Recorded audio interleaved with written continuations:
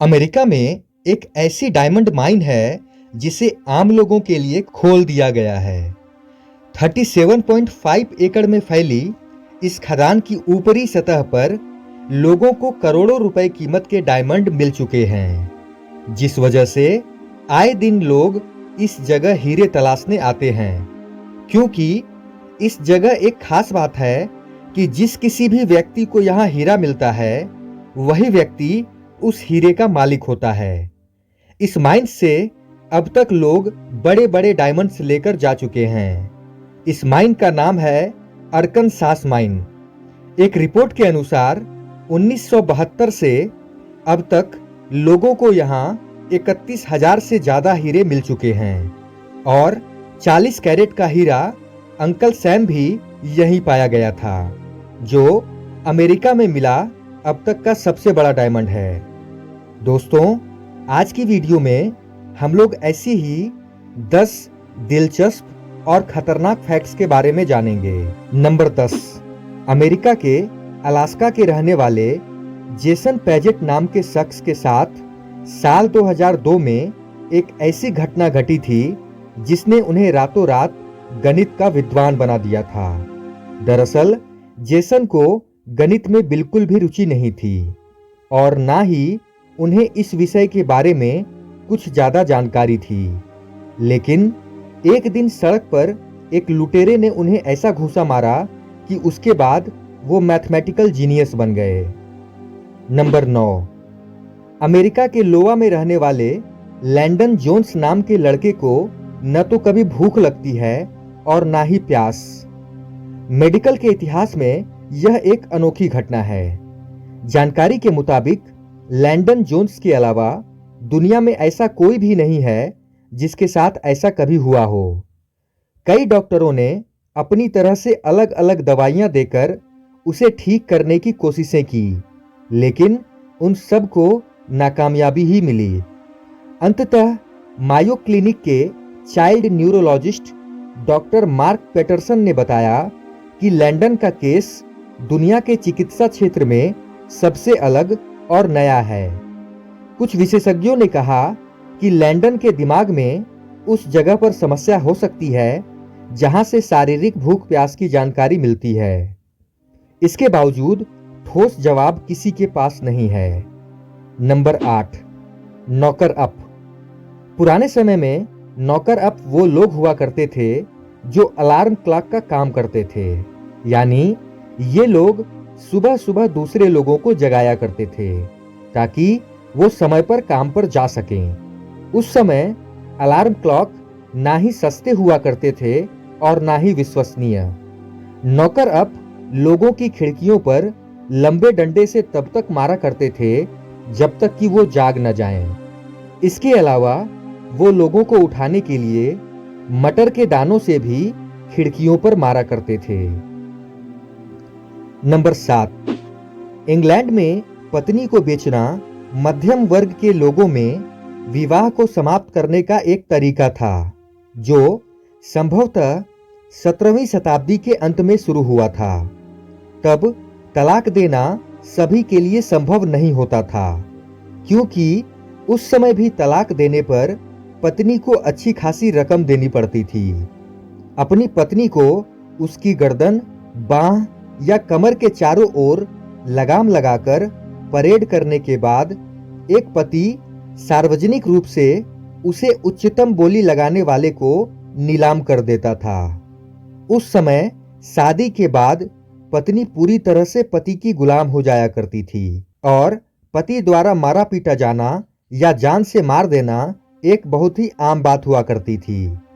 Number 6, पुराने समय में बिल्लियों को शैतान का प्रतीक और चुड़ैलों का साथी माना जाता था, इसलिए इन्हें इकट्ठा करके जाल या पिंजरे में डालकर जिंदा जलाया जाता था और जश्न मनाया जाता था।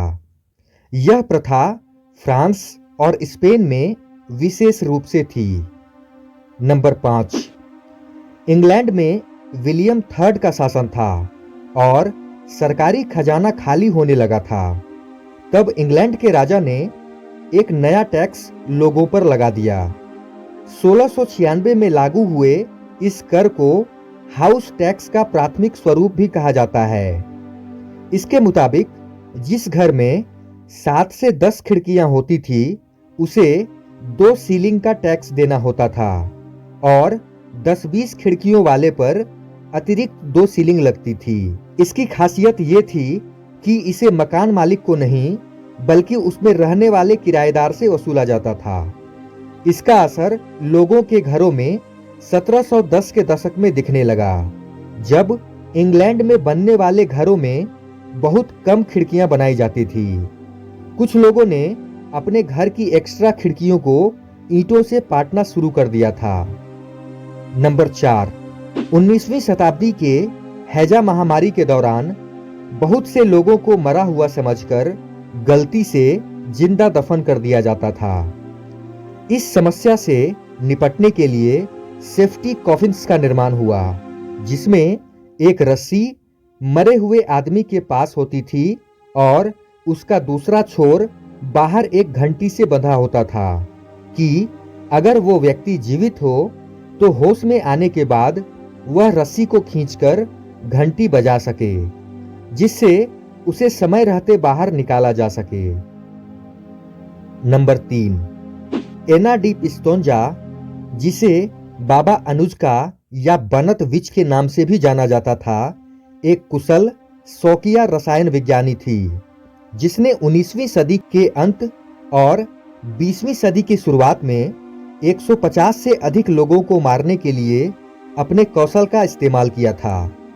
उसके बारे में कहा जाता है कि उसका बचपन और परवरिश अच्छी थी, लेकिन 20 के दशक की शुरुआत में एक ऑस्ट्रियाई अधिकारी द्वारा बहकाए जाने के बाद वह लोगों से नफरत करने लगी थी। वह लोगों को जादुई पानी के नाम पर आर्सेनिक का एक घोल बेचा करती थी और दावा करती थी कि इसके प्रयोग से उनकी समस्याएं दूर हो जाएंगी, लेकिन इस पानी को पीने से लोगों की 8 दिनों के बाद मौत हो जाती थी। उस औरत को 1928 में 90 साल की उम्र में गिरफ्तार किया गया और 15 साल की जेल की सजा सुनाई गई।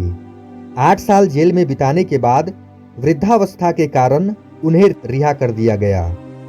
नंबर 2, 23 फरवरी 1885 के दिन इंग्लैंड के जॉन बब्बा काम्बी ली नाम के एक कातिल को मुंह ढककर फांसी के फंदे तक लाया गया।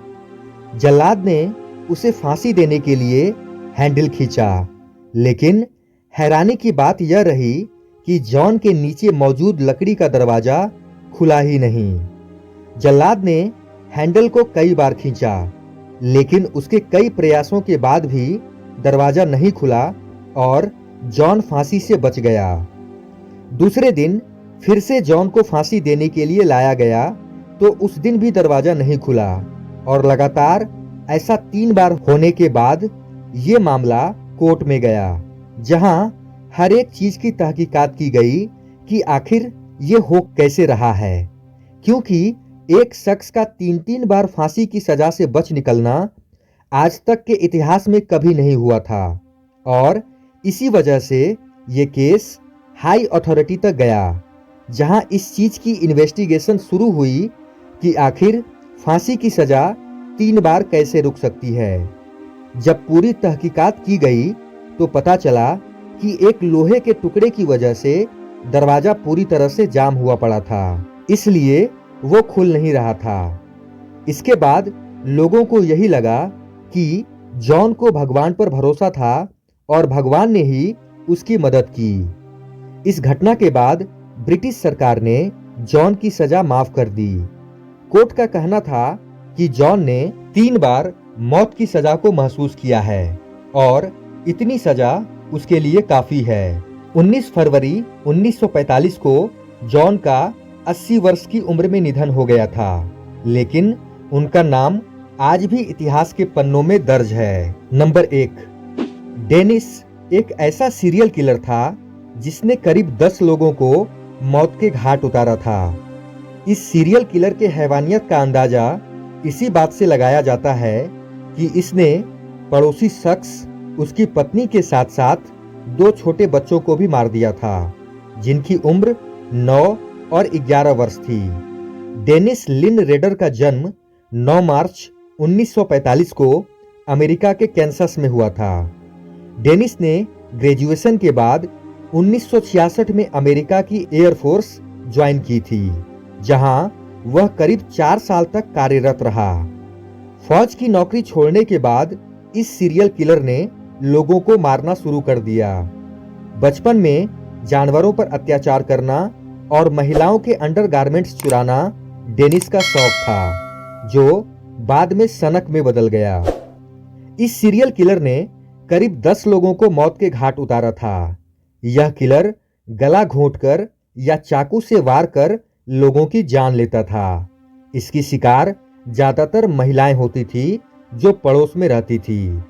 यह जिन महिलाओं की हत्या करता था उनके अंडरगारमेंट्स चुरा लेता था और खुद पहनता था। पुलिस ने डेनिस को 25 फरवरी 2005 को गिरफ्तार किया और उसे 10 लोगों की हत्याओं का दोषी पाया गया था। 70 वर्षीय सीरियल किलर डेनिस फिलहाल कैंसस की जेल में 175 साल की सजा काट रहा है।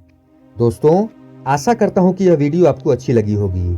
अगर वीडियो अच्छी लगी हो तो लाइक करें, कमेंट करें, शेयर करें और सब्सक्राइब का बटन दबाकर बेल आइकन को प्रेस करके ऑल का ऑप्शन जरूर सेलेक्ट कर दें, जिससे आगे आने वाली वीडियोस आपको समय पर मिल सके।